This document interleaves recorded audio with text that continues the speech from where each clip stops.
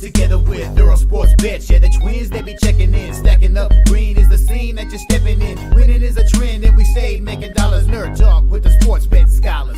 Yeah. It's R.I.P. to the bookies. R.I.P. to the bookies. R.I.P. to the bookies. R.I.P. to the bookies.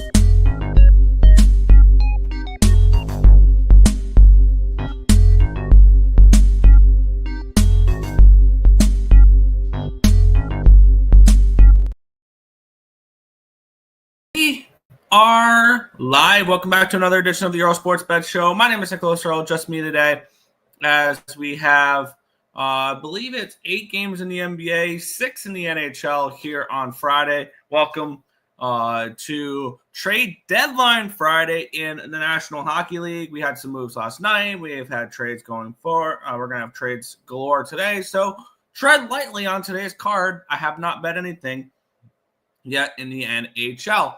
Now, we did have some trades last night. Obviously, the Islanders, we'll start with that. Brock Nelson is a Colorado Avalanche now. The Islanders get one of the top prospects in the Colorado Avalanche system, a first-round pick. So, overall, could be a nice trade there for the Islanders. We'll see that going forward. I believe Riley Smith is back in Vegas. I think Jake Wallman's on the move. There was there's a bunch of moves, and there's still going to be a decent amount today.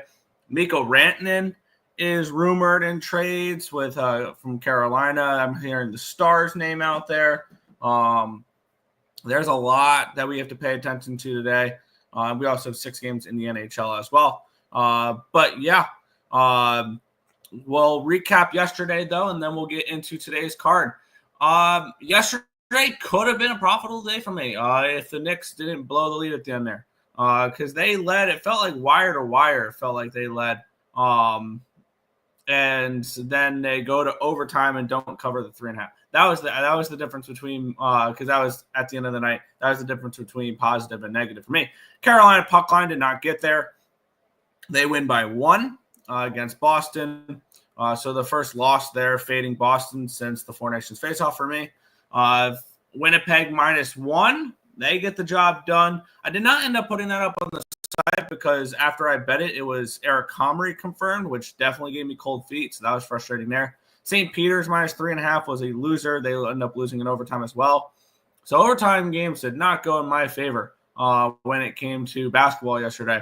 The Brooklyn Nets, though, +11 was a nice winner, as well as the Atlanta Hawks +3.5. I will be looking at the Pacers then when those two teams play next. Wow, we have looks like we do have a potential trade here that the Carolina Hurricanes have a deal in place to send Mikko Rantanen to the Dallas Stars, contingent on Rantanen signing an extension in Dallas. So that is something to keep an eye on there, as we just got the alert, but I believe that was from Kaplan there. So something to keep an eye on there. But back to the recap. The Oilers -1.5. They win in overtime. Frustrating there that I couldn't get the puck line. They had multiple leads in that game. They led 1-0. They led 2-1. And then there was nothing. And then they win in overtime. And then the Knicks +3.5. I mentioned that a minute ago. Frustrating. They were leading for most of that game and just completely fell apart. So rather annoying that they could not only they lost the game, they didn't cover, which was frustrating there. So I've made no moves so far today, but I was down 1.16 units yesterday. Could have been a profitable day if the Knicks didn't choke, but it is what it is. So we'll head over to the chat, and then we will get into today's card. Genius. Wow, you actually showed up for once. Imagine that. Great night on the site. I know you're being sarcastic. For my personal plays, I was slightly down. I could have had a profitable day. But yeah, the site did not do particularly well because I didn't put up Winnipeg. And the 2 puck lines that I bet in a very long time both win by 1. So that was frustrating there. So it happens, and I don't know what Tim did in the NBA, and I lost, and we lost the college basketball play. So it happens. We're not gonna be great. We're not gonna be awesome every single night. But let's get into today's card. We'll start it off here with the Cleveland Cavaliers taking on the Charlotte Hornets. Cavaliers 16-point favorites in this game, total of 234.5. Line opened up at a 14, immediately went to a 15.5, then to a 16, then to a 17, back down to a 16. So we do have a move towards the Cleveland Cavaliers in this game here. Line opened up 231. It's now 234.5. Let's take a look at the cash flow in this game here, where we do have we have 50% of tickets, 54% of the cash is on the Cleveland Cavaliers. 70% of tickets, 63% of cash is on the over here as well. We have Cleveland coming in, just continuing to play awesome. I believe that's 12 straight wins for them. 1, 2, 3, 4, 5, 6, 7, 8, 9, 10, 11, 12 straight wins for them. And they have covered in 1, 2, 3, 4, 5, 6, 7 of them. So they're 7-4-1 ATS during this 12-game winning streak for them. They are playing awesome basketball. On the flip side, I don't know if you can be playing much worse than what the Charlotte Hornets are doing right now, just getting obliterated by double digits every single game. They're on an 8-game losing streak. They lost by 14 to Denver. They lost by, Jesus Christ, 53 to Portland. Then they follow that up by losing by 42 against Sacramento. They followed that up, improving to only a 36-point loss against Golden State. They kept it within double digits against Dallas, a 7-point loss there, but then they lost by 13 to Washington, 18 to Golden State, and 15 to Minnesota. I have no interest in the Charlotte Hornets team whatsoever, and actually, I would only look towards the Cleveland Cavaliers. The only question is, do you want to be laying 15, 16 points on the road? I don't think that's a way to get your day started in the NBA. I am seeing 15.5, -115 over on ESPN Bet. But is this a game I'm getting involved with? Hell no. I think there's probably way better spots on the card. But for me, if I'm looking to play anything, it's the Cavaliers laying all the points, just for them to continue doing what they're doing. And here's the thing, though, is if Cleveland lost their last game, I'd be interested in Cavaliers here. I don't want to lay this many points on a road team. Off of during a nice winning streak. Like, the motivation, it probably won't be there to completely blow them out, just get the win and move on. If you're Cleveland, 52-10. This team is really, really strong this year, and look out for them to make a deep run in the playoffs, but not a play I'm getting involved with here. Brunson got hurt. That's why they didn't cover, so that tells me they have no depth. A lot of players are questionable in the NBA. Very hard to bet now, but I know you have to do your show. Yeah. Knicks versus Clippers going over. Wouldn't surprise me. I haven't really been betting too many totals. So, but yeah. Cavs should bury them, but on the road, backdoor covers is always a worry. Absolutely. Maybe this is a first quarter or first half. Maybe Cavaliers jump on them early. I took Portland University and Ohio money line, Winnipeg Jets money line, and Golden Knights puck line. My bad. I have moved on one play so far, and it was last night. I took the New Jersey Devils, which I actually forgot to punch that in, which is fine because I got plus 105 with them now. But I believe we're on the opposite side of Portland there. I think that's the only play that I got. Yeah, I'm on Pepperdine in that game. I got plus 1.5 on Pepperdine. Ohio. What is Ohio doing?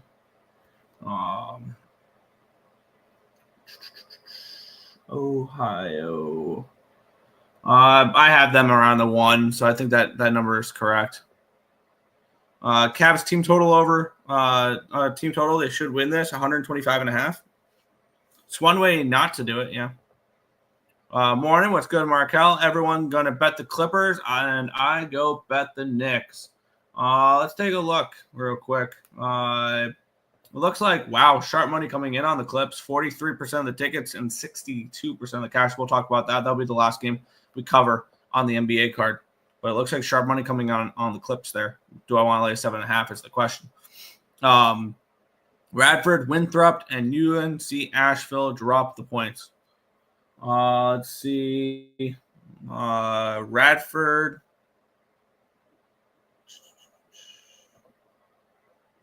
I have that number at 3.5, 4, so I think that number is correct. Winthrop. I have that game at a 2.5. And Asheville, I have that game at a 7. So it's a lean towards Asheville there. Brunson won't play. Yeah. And if that's the case, that would make me interested in the Knicks if we're getting a bigger number because he's not playing. So we'll see. 4-4-6. I know 4-4-6 even better. I like the Suns, Hornets, and Knicks today. Ooh, couple ugly dogs. You know I don't mind some ugly dogs. The Hornets are impossible to trust right now, but good luck.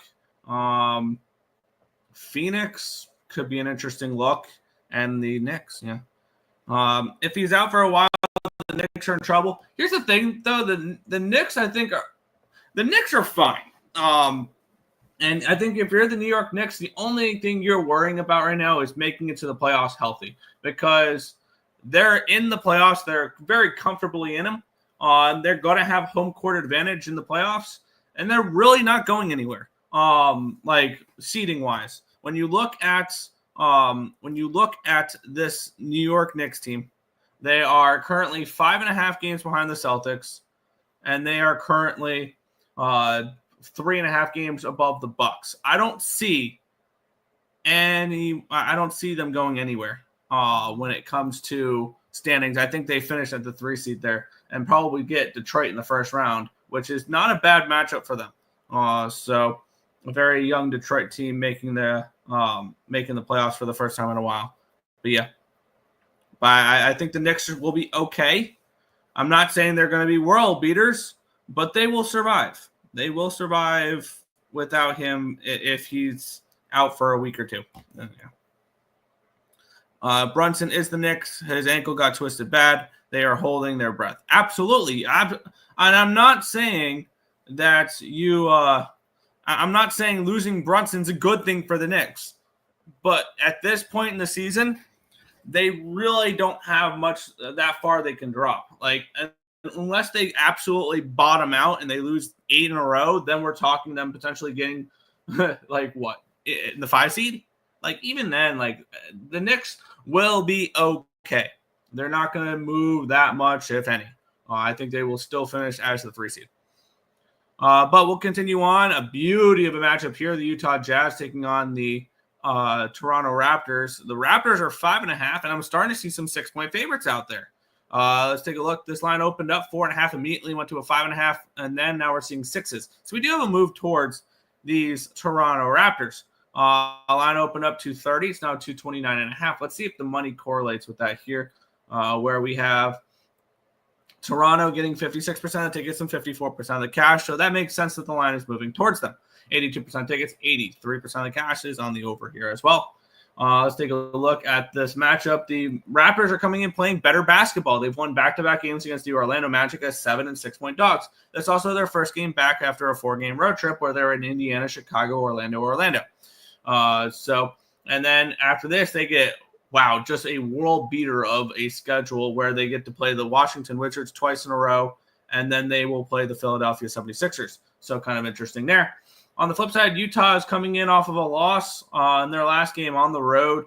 That was their first game on the road in a while. They were 5.5-point dogs to the Washington Wizards, and they covered in that game there. Seeing them as dogs to the Wizards is interesting. And seeing the Wizards are the same price, 5.5-point favorites, as the Raptors are.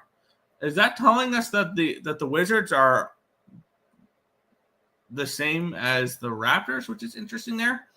For me, it's Toronto or no bet. The way the line's moving tells me Toronto probably takes care of business. Seeing the Raptors as this big of favorites probably tells me they take care of business. But do I want to back a team that's 20-42 and 13-19 at home? But yeah, on the flip side, Utah 7-23 on the road. Both these teams are pretty bad. 1-800-GAMBLER. Stop it. Get some help. No play here for me in this one, but it would be Raptors or no bet. I like New York Knicks plus 7.5 and the game to go over 218. Then the New York Knicks team total overs, it would be a good look for you there. If you like both of those, that'd be a good way to approach it. Love the Raptors in this spot. They are trying lately. Jazz has a million injuries. Yeah, and I understand why the Jazz are this big of dogs. So, yeah, I would understand that. I like Toronto to win. I can see that. They're 5.5-point favorites. They should win. Gotcha. We'll continue on, though. The Memphis Grizzlies are at the Dallas Mavericks. We have the Grizzlies 10-point favorites in this game, total of 239 in this one. Line opened up at a 9. It got up to a 10.5 at one point. Got up to it. Actually touched 11 for a couple of minutes, and then went back to it down to a 10.5, down to a 10. But we do have about a 1-point line movement towards Memphis since the opening line. Line opened up at a 238. It's now at 239, so move towards the over here as well. With 58% of tickets, 52% cash is on that over.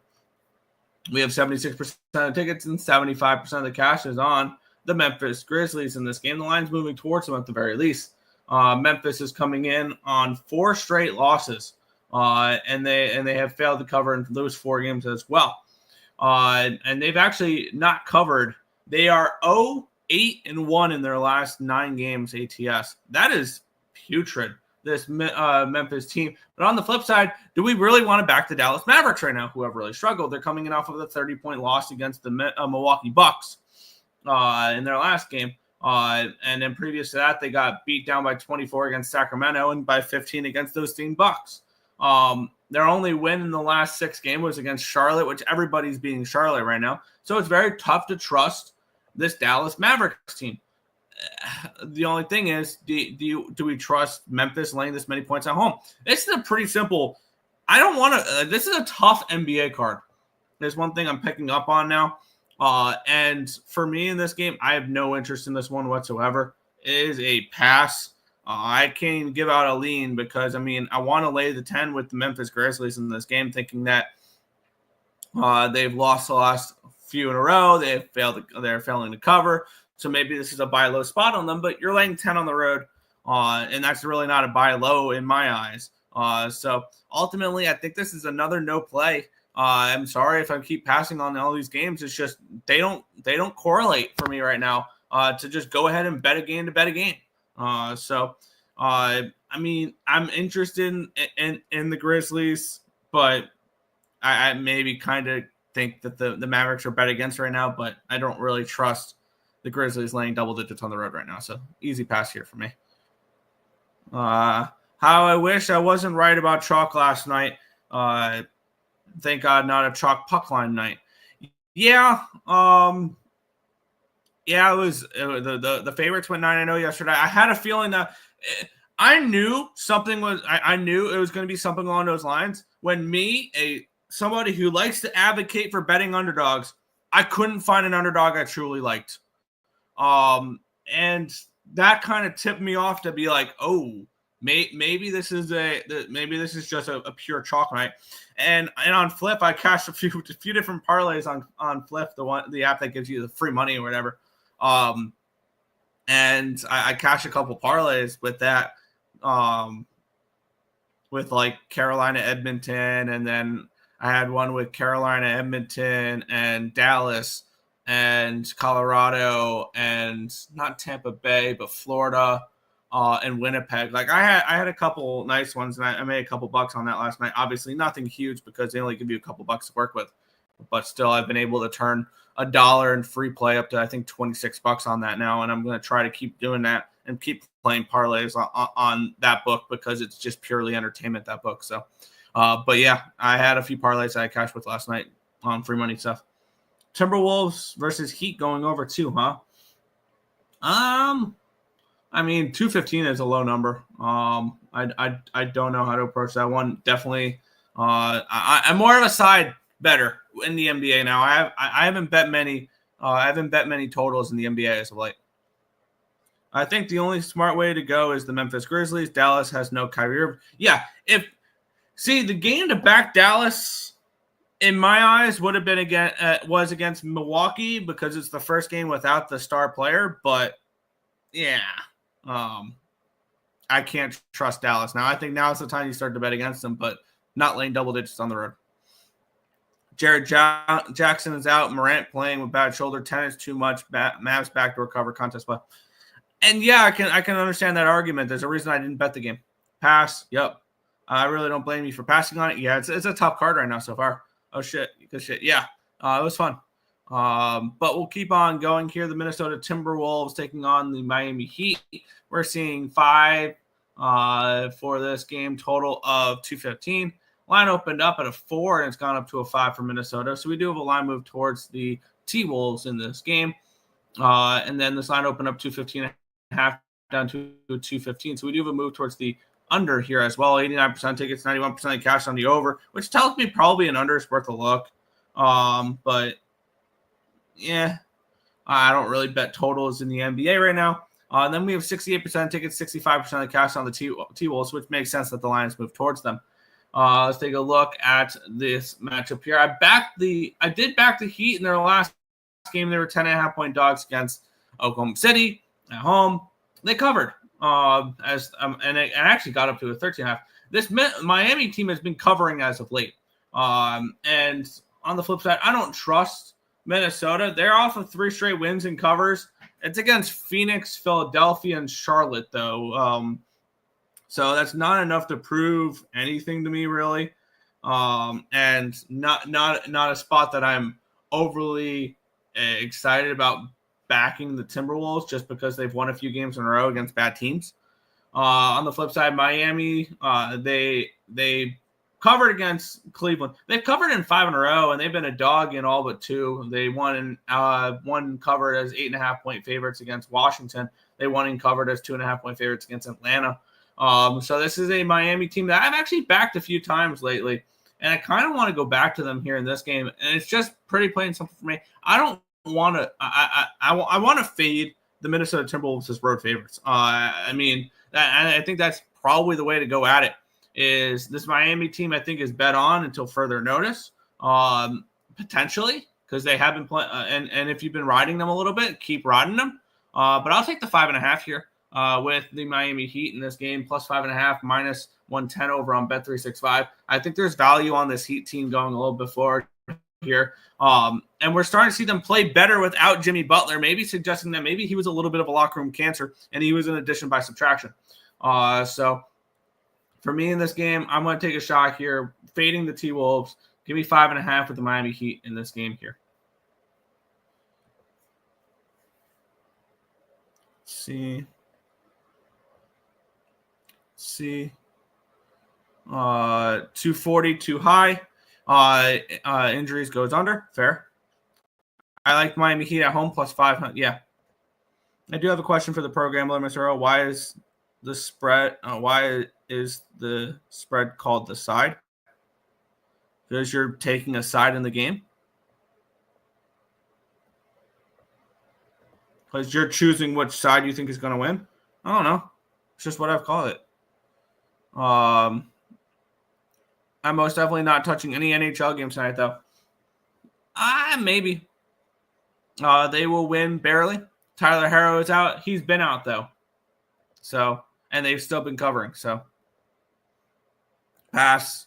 Manny. Oh, Minnie, yeah. Side spread. Yep. Why side, though? Why not just say spread? Because side can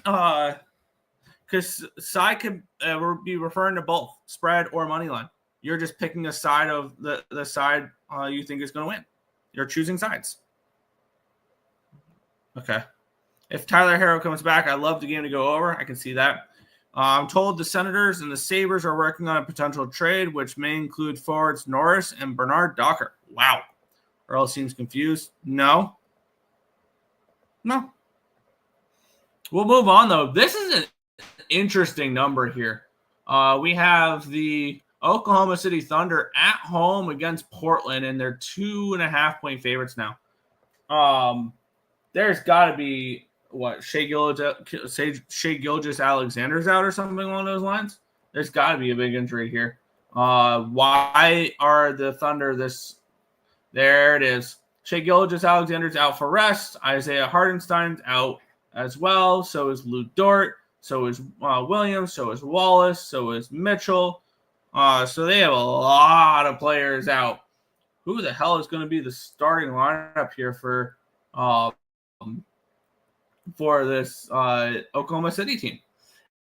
And here's the thing, though, is this line has plummeted so much. I think we're getting to a point where maybe there's value on the Thunder. And yes, I'm aware of all the players out in this game. They have depth, and the Portland Trailblazers are not a good team. This line opened up 15.5 before everybody was announced out. Now we're seeing 2.5. Jesus. This is a massive, massive move. Line opened up 232.5. It's now 229.5. At this point, I can only look towards Oklahoma City. And you're getting them now at a reasonable money line price. This line opened up at a 130 before, and now it's a 140 for the money line. You're getting a money line price that is affordable now on the Oklahoma City Thunder. Now, as for the cash flow in this game, 82% of tickets and 78% of the cash is on the Thunder. And I don't know what to do with that because there's a lot of other elements in this game other than just where the cash flow is coming in. This makes me interested in taking a shot with the money line. Okay, the best I'm seeing is 140 for the Thunder. I'm going to sit back and wait. I think this line drops more. I think the overreaction continues, and if I can get this around 130, 135, I will bet the Oklahoma City Thunder at that number. At 140, I'll hold off. But if this line continues to drop and drop and drop, even with the players out, I think the depth that Oklahoma City has is better than the Portland Trailblazers. And I will take them. If this gets down to a 130, 135 range, I'll take a shot with the Oklahoma City Thunder. I think we sit back and wait right now because who knows? They might announce more players out, and that'll just give us an even better line. But when this look-ahead line before all the injuries was 15.5, 14.5, and now we're potentially getting a pick-em price, yeah, I'm going to take a shot here with the Thunder and not feel bad if it loses. So I will keep an eye on this line, and if this continues to drop more and more and more, I will be interested in the Oklahoma City Thunder on the money line. So keep an eye on that. I'm going to keep an eye on that for you. But yeah. OKC are all sitting out too many games. Yeah. Typical NBA shit. Yeah. I'm scared to go with OKC because they are sitting all their stars. Yeah. In my eyes, the bench is, I think, good enough to hold off Portland. But yeah. OKC actually has some good backups. I would still bet them. Portland, yeah, exactly. I 100% agree. The bookies are telling you to take Portland. They dropped it from 15-3. They dropped it from 15-3 because of Shai Gilgeous-Alexander not playing and a bunch of their starters not playing. This has nothing to do with market itself. This is purely who is and who is not playing for the Thunder tonight. The 15-3, ignore the 15 now because that was with all the starters for the Oklahoma City Thunder. So keep that in mind as well when you're thinking about this. -2.5. The Sens got Cousins? Did they?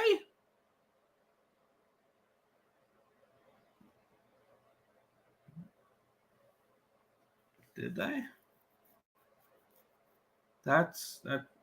I would like to purse something. Okay. That'd be an interesting move if the Senators are buyers. It's interesting. We'll keep it going. We have 3 games left in the NBA. We have the San Antonio Spurs at the Sacramento Kings. The Kings are 6.5-point favorites. Total 233.5. Line opened up at a 5-6 range, or 5-6 range. Now we're up to 6.5. Line opened up 235. It's down to a 233.5. Take a look at the cash flow in this game here, where we have 74% of tickets, 78% of cash on the Kings in this game. The line's moving towards them. So the way the line movement is making sense. Let's take a look at the matchup here and what these two teams have been doing as of late. The Kings are coming in off of a loss that snapped their 4-game winning streak in their last game in Denver. It was 116-110. They were 8-point dogs. They covered. So they are coming in off of a game where they did compete. There was a tough spot for them. It was the last game of a road trip for them as well. So kind of tricky there for them. On the flip side, we have the San Antonio Spurs, who are coming in off of a nice win against the Brooklyn Nets. They were 3.5-point favorites, and they win by 14. So And this is another spot where, I mean, I wanted Sacramento a little bit in this game. I think Sacramento's bet on going forward potentially. But with that being said, am I interested in backing them at 6.5? Not particularly. This would be Kings or no bet, and it's just going to end up on my no bet list. So no action in this one. I think I might get involved with the next game though. With all of OKC starters out, how will a second team take a break? Meaning Portland has a chance. Yeah, and maybe this is a spot where if you think that that's a tough spot for them, maybe this is Thunder first quarter. Maybe the second team comes out, plays well in the beginning of the game, where the extended bench will have to come in. Is run late in the second quarter. So maybe that's when Portland takes over a little bit. So maybe this is OKC first quarter. It is interesting. I'm not trying to do fake trade news, just repeating from what I see on credible Twitter profiles. Fair. I love the Spurs here. They can score. Kings off of a road trip. Sabonis, Monk out. Fair. Spurs first quarter. What is that money line? That's got to be done. Plus 140 range, plus 150 range. We'll move on though. We have the Denver Nuggets taking on the Phoenix Suns. We have the Nuggets 7.5 point favorites, total 238 in this game. Line opened up at an 8, got up to a 9, and now we're seeing 7.5 stuff. So we have a move towards Phoenix in this game. Kind of something I was looking to see if we were going to have. Line opened up 240, it's now 238. Which is kind of interesting to see because we do have sharp money coming in on Phoenix, 42% of the tickets, 53% of the cash. So the line moving towards Phoenix makes sense. And these two teams just played about a month ago. It was a 17-point win for the Denver Nuggets. The Nuggets are off of a win, but a no cover, 116 to 110 in their first game back after a 4-game road trip against the Sacramento Kings. On the flip side, the Phoenix Suns, they're coming in off of a win as a dog against the LA Clippers. That was a nice little bounce back performance after losing by 18 against the Minnesota Timberwolves, 116 to 98. When we take a look at what these two teams have done as of late, they've kind of traded back and forth. They're 5-5, split the last 10 meetings. And this is a game where the Phoenix Suns are slipping. They absolutely are, but they're getting healthier. They're still without Bradley Beal, which I don't know how much he's actually, and he's questionable for this game. On the flip side, Nikola Jokic is day-to-day. He'll probably play. Aaron Gordon's day-to-day as well. I want the Phoenix Suns in this game. The sharp money is coming in on them. The line's moving towards them. It tells me that the Phoenix Suns getting the points is the side here. And you can get 7.5 minus 110 over on Fanatics. I'm going to move on them there. So let me go ahead and do that. I'm going to move on the Phoenix Suns in this game. I think they are a live dog. Do they win outright? I do not know, but 7.5 I think is too many points here in this spot. Potentially, watch out. Jokic could be out and Gordon. If they are, I think that's a great spot to maybe grab Denver money line and maybe go for a middle. If that's something that interests you guys at all. Where if they are ruled out, we can see the Nuggets at a money lineable range and then hope for maybe a Nuggets 1-7 win. So that's something I'm going to keep an eye on as well, but I'm going to be on the Phoenix Suns. I got 7.5 minus 110 over on Fanatics. I love Denver Nuggets. They're a fun team. But this is, I think, a tricky spot for them. Spurs plus 136, first quarter money line. First game home. There you go. Joker is questionable. Line might plummet. Yes, I that's something that I am keeping an eye on. Because if they rule Jokic out, that's definitely a spot where you can grab Denver money line and go for a middle. I think that's definitely a way to look there if you are interested in that type of thing. Last game of the night, the New York Knicks are taking on the LA Clippers. This line has definitely moved. The look-ahead line before the game tipped off last night was 3 to a 4 range. And then after the injury to Brunson, it got to a 7.5. So we do have a big move towards the Clippers, but it's been all injury caused. Line opened up to 23.5 before the game. After the game, it reopened up around 220, and now it's down to a 217.5. So we've had a big move towards it. We have 43% tickets and 62% cash on the Clippers. The line has moved towards the Clippers, but it's been injury related. Since the line moved to 7.5, the line's not moved. Tells me probably 7.5 is the correct number. 94% tickets, 92% cash on the over, but I'm assuming most of that's coming in at this 218 number rather than the 220 or the 223 we saw last night. We have the last time these two teams were played was back in 2023, so doesn't really have too much there. The Clippers are coming in off of a win in their last game against the red-hot Detroit Pistons. They won in cover. They won as 3-point dogs, which snapped a 3-game losing streak against the Lakers twice and the Suns. On the flip side, the New York Knicks, they're coming in on a second half of back-to-back, a third game in 4 nights, which included a travel from Golden State to L.A., and then they are staying in L.A., though. After an overtime game last night, though, it's very, very difficult to trust the Knicks there. This is New York or no bet, though. And I do think we're seeing some value in the line for the Knicks in this game, strictly because it's gone from a 3 to a 7.5 because of Brunson. It's the only reason why it's gone the way it has. And he is day to day, so there's still a chance that he could play. But yeah, they just have him day to day, so questionable potentially there, or he'll probably be out tonight. Not 100% sure. The line tells me he's out tonight. And I would be interested in the Knicks at 7.5. I do think that it is an overreaction. Moving the line 4.5 points. Should the line be moved? Yeah, but I think we're getting a nice number on the Knicks. If we are looking to bet this game, it'd be New York or no bet. So that would be my lean in this game, but not moving on it. No Brunson. This is an under. Deuce McBride and Campaign playing point. Yeah. No way he's playing. That's fair. I wouldn't play him on a third game in 4 nights and a second half of back-to-back either when he's dealing with an injury. But we'll make the transition to the NHL. 6 games in the NHL. Tricky card today. Keep that in mind. It is the trade deadline. We'll start it off with the Detroit Red Wings taking on the Washington Capitals. Red Wings did play last night. It's the second half of a back-to-back for them. And I believe a third game in 4 nights. Yes, they were at home against Carolina. They lost. They were at home against Utah. They lost. They've now lost 4 games in a row, and they're kind of spiraling.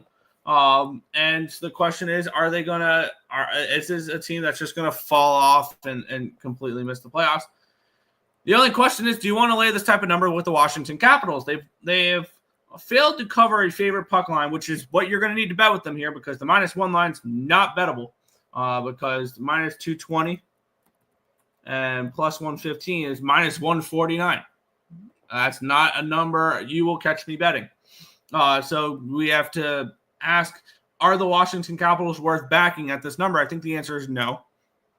Are the Detroit Red Wings worth backing? The answer is no.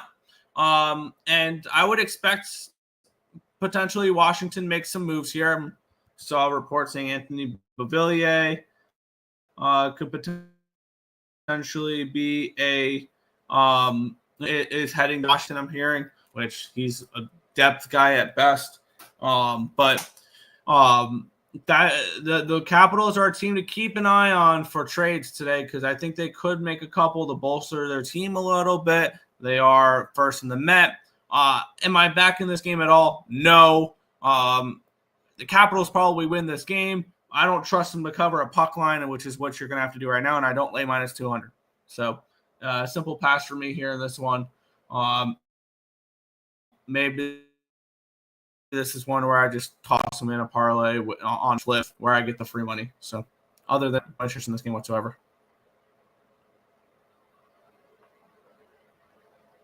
Can't trust the Clippers. Yeah. I have a stupid question for you, hockey geeks. Do stats count in overtime? Yes. Yes. Yes, it does. Yes, it does. I like the Washington Capitals money line. I will never advocate for a -220. Not going to happen. Back in the day, was there overtime? I forgot that. Yeah, there's always been overtime. Games ended in ties after overtime, but there was overtimes back then. There wasn't shootouts back then, though. But yeah, we'll move on. We have the New Jersey Devils and the Winnipeg Jets. We have The Jets minus 120 road favorites, total of 5.5 in this game. And let's take a look at this matchup here. We have the New Jersey Devils. They're coming in off of a 5-game road trip where they have had a few days off to get readjusted. And they definitely weren't happy about their road trip, losing 3 of the last 4 road games. Now, granted, in Colorado, in Vegas, in Dallas. I'm not going to read too much into that. And I know a lot of people are going to look at the New Jersey Devils, see them losing as of late. They're on the road against the best teams in the Western Conference. I can easily see the Dallas Stars, the Vegas Golden Knights, and the Colorado Avalanche being 3 of the 4 remaining teams in the NHL, in the Western Conference. So that's something to keep in mind as well. Winnipeg, on the flip side, this is going to be a tough spot for them. It's a 3rd game in 4 nights. It's the second half of a back-to-back. They just played the Philadelphia Flyers last night, a 4-1 win in Philly. Now they travel to New Jersey. So they've traveled the last few 3 games. They've all been on the road the last 3 or 4 games for them. And this is a Winnipeg Jets that have been struggling, a team that's been struggling a little bit. And previous to yesterday, that win over the Philadelphia Flyers snapped a 3-game losing streak for them. It was also a little short-term revenge because they had lost to the Flyers during that streak. And last night we definitely do expect Hellebuck and net, but I took the Devils last night. I took a shot with them. I ended up doing a video for them last night, and I actually forgot to bet it, so I got it this morning at plus 105.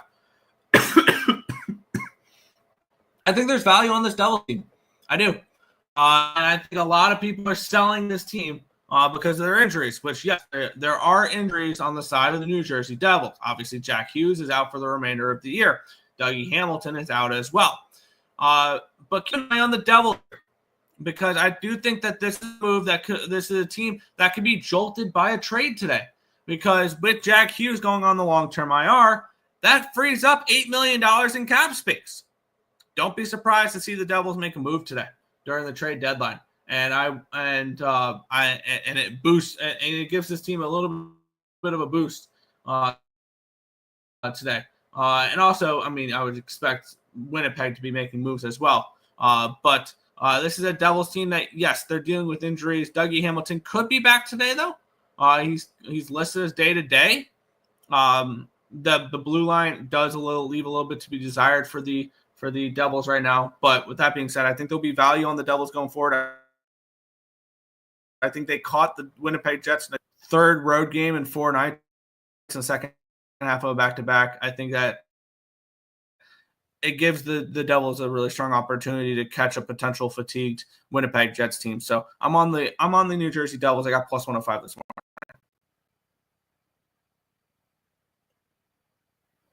Let's see. How far to Gretzky when they played 5-on-5 OT for years? I don't remember. And even then, somebody still got to score. So keep that in mind as well. Everyone I play Devils, they fail me every fucking time. Yeah. See, rip your ticket up, Earle. The Devils are finished. Yes, I'm well aware that the Devils are not winning the Stanley Cup this year. I did add to my portfolio once I saw the Devils were not doing anything. I was talking about at the end of the show last night. But I took the Colorado Avalanche to win the West at 7-1. I took the Colorado Avalanche to win the Cup at 14-1. On the flip side, I took the Tampa Bay Lightning to win the East at 7-1 and to win the Cup at 14-1. I think come June, it's going to be Lightning Avalanche in the Stanley Cup Finals. So I'm on. Don't worry, I've taken care of it. I had other teams I was looking at. I like having a little bit of a portfolio when it comes to futures, a little bit and exposure on some teams. I added on the Avalanche and the Lightning there. Do you have any value in Winnipeg and New Jersey game going over? It's going to be interesting to see how this Devils team looks offensively without Hughes. That's my one thing. it's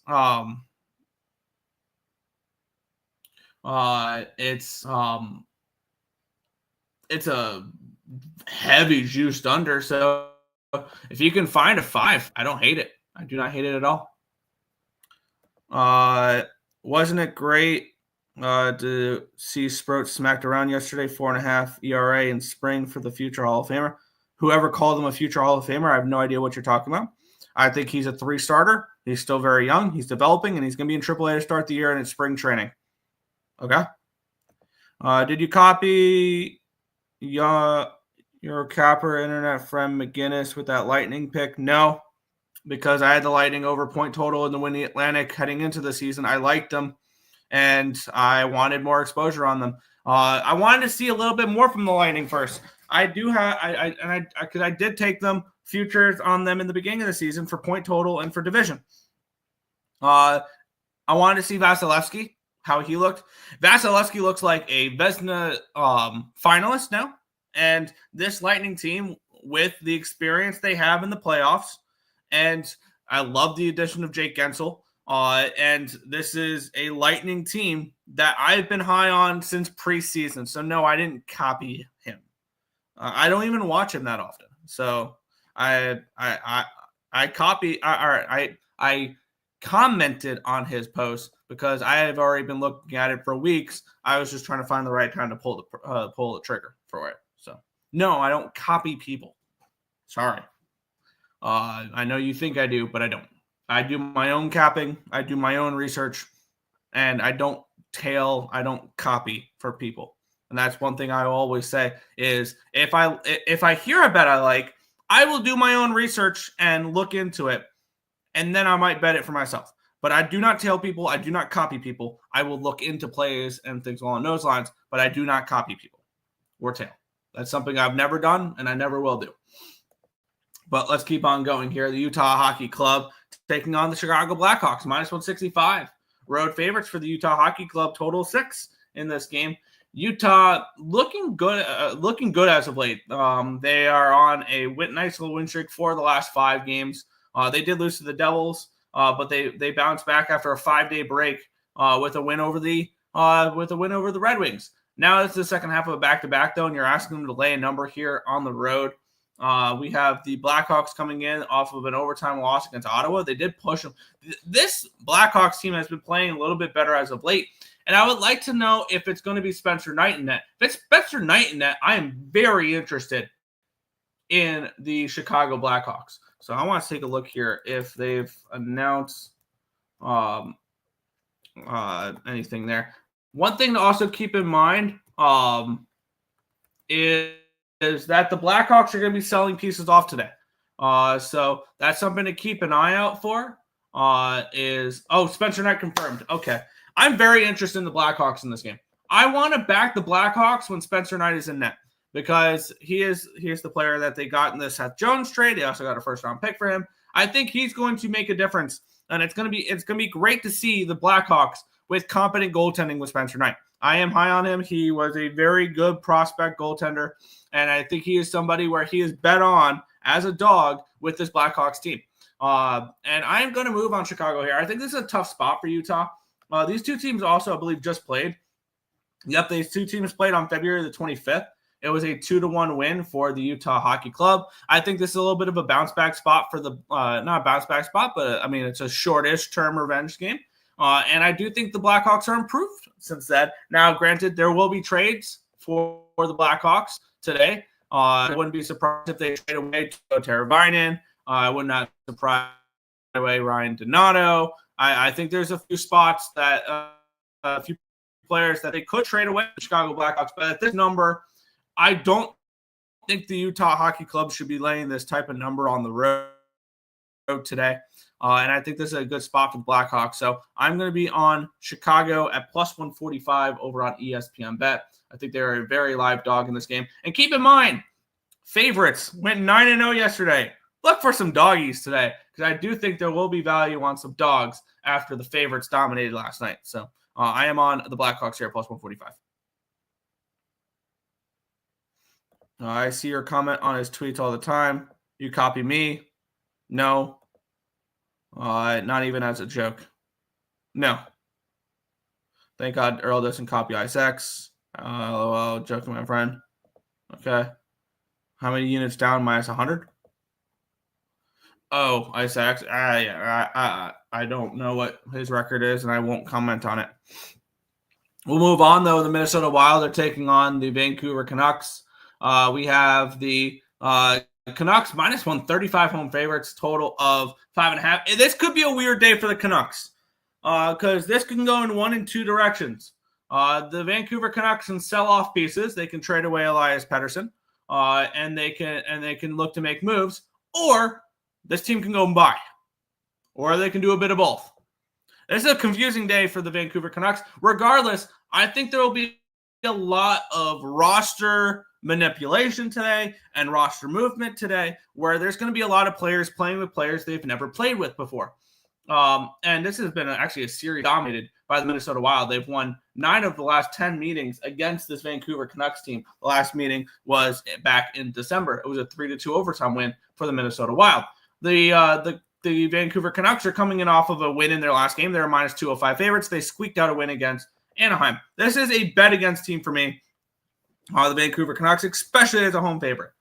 They are 12-17 on the money line at home this year. And this is also a team that I'm looking to fade. Why? Well, and this is why I'm looking to fade them, or not 100% why I'm looking to fade them. I've already taken them to miss the playoffs at plus 170, and there is a reason why I did that. Wow, the Penguins got a second-round pick for Beauvillier. That's a nice return for the Penguins. But, sorry, back on what we were talking about here. I want to take a look what the two futures I looked at there. Because the Blues, I got them at 11-1 to make the playoffs. They're now 5-1. I got the Canucks to miss the playoffs at plus 170. That's now plus 105. I think the Canucks will continue to lose and lose and lose and lose and lose. And I think this Minnesota Wild team has a little bit of value on them. And this is another doggy here for me. I was on a lot of favorites yesterday. I'm back to my dog-loving ways today. I'm going to be on the Minnesota Wild in this game. I think this is a Wild team that is going to make some moves at the deadline as well. They've already made a move for Gustav Nyquist to bring him into play probably middle 6 minutes. And this is a Wild team that I am much higher on than I am with the Vancouver Canucks. And I would like to continue to fade the Canucks, especially as a favorite. So I'm going to go ahead. Plus 115 over on Bet365. Let's get wild here in this one. Give me Minnesota in this one. Let's take a look here. Why they give us a shitty Friday card. Hey, I've seen worse Friday cards. Yeah. ISX posts his record. Brave man. Anthony Beauvillier got traded to the Caps for a second-round pick. I'm surprised that they got that much for Beauvillier. I thought at the best he was going to get you a 4th or a 5th. So just shows what type of market this is. If Beauvillier is catching you a second-round pick, imagine what someone like a Kyle Palmieri would get you, or a JG Pajot if you're the New York Islanders. And I know I keep bringing back to the Islanders, but that's the team I follow the most. Imagine what those players will return you. Imagine what a Brad Marchand, you're a Bruins fan, imagine what a Brad Marchand would catch you in this market if Beauvillier is getting a second-round pick. What's your analysis on the Caps and Jets games? I'm on the Devils money line, and I did not bet the Caps game. I think the Capitals win. I don't think they win enough to warrant a minus 220. Let's say they trade. Do the people they trade still play today's games, or they sit? Depends. It depends on what's where the players are being traded from. If you're getting traded, if you're being traded, let's just hypothetically speak today from Pittsburgh to Vegas, you're playing tonight because they're playing against each other.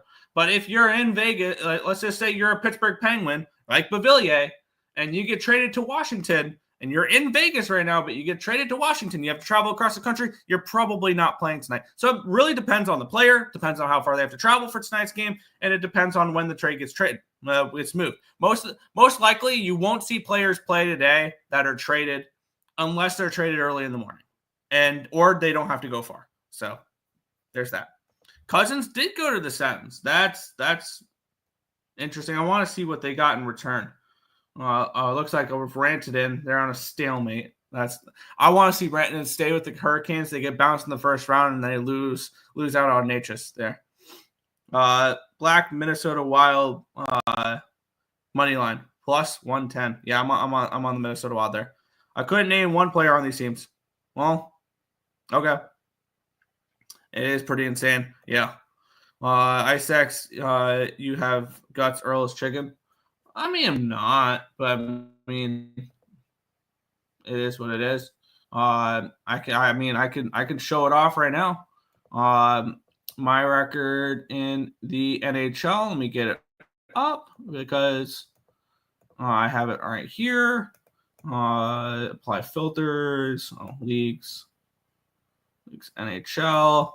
This year in the NHL, I am 260, 281, and 26. I'm down 8.84 units. My best has actually been spreads. I'm up almost 9.6 units on spreads. My worst has been game props, so team totals and stuff like that. Those have actually been my worst this year, which is why I've kind of cut them out a little bit. Money lines, I'm down a little bit. Totals, I'm down a little bit. But considering I was down 25, 30 units earlier in the season, I've cut that down to 8. I truly do believe I will be in the black by the time the season's over. Also, since the Four Nations face-off has ended, which was on February the 22nd. So since the Four Nations face-off, it's been much better. I'm 27, 21, and 2, up 8.88 units. So things have gotten better for me since the Four Nations face-off, and even during since the start of the year. Let's take a look. Since January 1st, it's been much better. The NHL. Let's see. 103, 102, and 4, up 6.81 units. It's been under the. Thanks. Yeah, no problem. We'll continue on. St. Louis Blues and the Anaheim Ducks. The Blues minus 150 favorites, total of 5.5 in this game. Don't look now, but the Blues are 1 point out of a playoff spot heading into this game. And this actually is a bigger game for the wild card than people may think, because this Anaheim Ducks team is playing some really good hockey as of late. And they now, granted, they're still pretty far out. They're 7 games behind Calgary. Calgary did. I believe they lost in overtime yesterday to the Stars. Did they lose in overtime or did they win? Or I know they lost. They lost in overtime to the Stars last night, so they did get a point. So my bad. The Blues are 2 points behind the Flames. With a win tonight, they're tied with the Flames for that wild card spot. For that last wild card spot, granted, they would have had played 2 additional games more than the Flames have this year. So that's something also to keep in mind. But let's take a look at this matchup here. The Ducks are coming in off of a loss in their last game. They lost 3-2 to Vancouver. This has been a team that's kind of been alternating wins and losses. And that loss against Vancouver, it was a little bit of a revenge game for Vancouver, who they had beat just a little less than a week prior on the 27th, where they beat them 5-2. They followed that. So it was a little bit of a revenge spot for them there. St. Louis is coming in off of a shootout win. As they continue to play really well since the Four Nations face-off. They've played 7 games, and they have received in those games, they've, doing math in my head, 11 out of 14 points, which is why they are where they are. And I think they continue to play well. I think the St. Louis Blues team, I've mentioned it, are bet on until further notice. And this is a team I would like to continue to bet on. Now, this Ducks team is a tricky squad because, they are coming back after a 2-game road trip up in Canada. They were in Vancouver. They were in Edmonton. They did take care of business against Edmonton, and then they got beat down. Really, that 3-2 score against Vancouver is probably a little flattering. They got outplayed 36-16 in that game, shots on goal. This St. Louis team is a team I would like to continue to back game in and game out until they start to cool down a little bit. I want to take a look at what the -1 line is here for the Blues, which I'm seeing the best available number -150, +165, +168 on Bovada. Best available number, plus 107 on the St. Louis Blues on the -1 line for Bovada. I'm going to move on the Blues here. I'm going to continue to back this team. They are a bet-on team for me. The Ducks are a fun little squad. They are scrappy, but I'm going to take the Blues on the -1 line. I think they do take care of business in this game against the Ducks and continue to play well. So Blues -1 is plus 107 for me. Yeah, it's been a little bit better. I like St. Louis, but at the money line, yeah, the -1 line's plus money. I took a shot with that. Yep. I would have said OT for this game. Fair. Blues first period puck line. I could see that. I don't think the Ducks go over 2.5 points. I could see that. Binnington's been playing pretty well since the Four Nations break. The only game they gave up 6 goals against Dallas and 4 goals against Winnipeg, 2 of the top teams in the Western Conference. Other than that, they're shutting teams down, including limiting Colorado to 1 goal. So don't do it. I have inside in Blues. Too late. I'm sorry. We'll move on. Final game of the night. The Vegas Golden Knights are taking on the Pittsburgh Penguins. We have the Golden Knights are on -270 favorites, total of 6.5 in this game. Now, this is I'm my bad. I'm seeing 235. I don't know why it's a 270. The Vegas Golden Knights are on 3 straight wins now they've played well 4 out of 5 since the Four Nations break. On the flip side, the Pittsburgh Penguins coming in on 3 straight losses. It was a bad spot for them against Colorado. They did hang in there well, and they actually outshot the Avalanche, but the Avalanche got one late, and then they got a couple empty netters, which made that game 4-1. I do not trust Pittsburgh. I expect them to be in a teardown today. They've already traded Beauvillier. I believe they've already traded a couple other players as well. Don't be surprised if the Pittsburgh Penguins are very active on the sellers market today. Something to keep in mind. And I expect Vegas to take care of business in this game. The question is, do you want to lay a puck line at plus 105? I think I learned my lesson yesterday. I don't want puck lines. Maybe this is a team I throw in a flip play. But other than that, I have no interest in this spot whatsoever. So I'm going to end the card with a pass. Don't want to lay this number with the Vegas Golden Knights, but definitely don't want the Pittsburgh Penguins, who are going to be tearing stuff down. So no play here. Are you a Spartan? There you go. Okay, gotcha. Would have taken Pens. I mean, that's a big number for the Penguins, but no. Okay.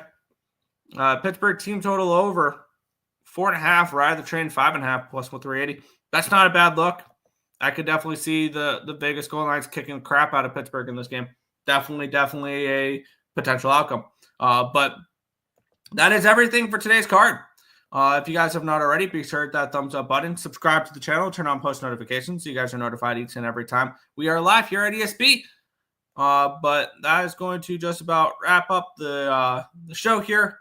I'm glad I saved the show chat. I mean, you just posted a lot in it, but it is what it is. But that's going to do it for this one. I want to thank you guys always for watching. We'll catch you guys same time, same place tomorrow for another edition of the Earle Sports Bet Show. Good luck, everyone.